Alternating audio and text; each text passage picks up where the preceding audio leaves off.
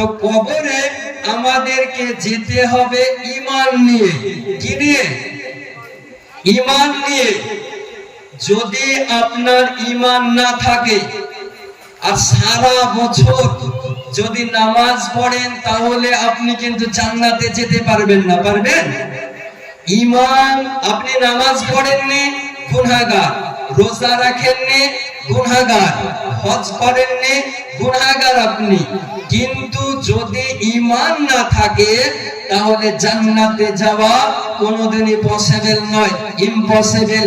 আজকে সুন্নি হানাফি মুসলমান অনেক ব্যক্তি তাদের নামাজ দেখে, তাদের রোজা দেখে, তাদের হজ যাকাত দেখে মুগ্ধ হয় যে তাদের ভ্রান্ত মতবাদ পোষণকারীদের রোজা বেশি, ভ্রান্ত মতবাদ পোষণকারীদের হজ বেশি, ভ্রান্ত মতবাদ পোষণকারীদের ইবাদত ও রিয়াজাত বেশি।